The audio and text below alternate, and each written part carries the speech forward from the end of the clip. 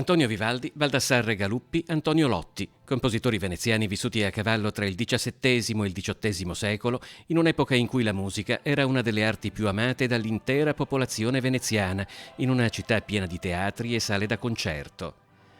Il coro Pueri Cantores del Veneto, in collaborazione con l'Orchestra Sinfonica del Veneto, ha scelto questi tre compositori che hanno segnato la storia della musica e della scuola musicale veneziana in periodo barocco per il concerto organizzato alla Basilica dei Frari nell'ambito delle celebrazioni per i 1600 anni dalla nascita di Venezia, tradizionalmente fatta risalire al 25 marzo 421.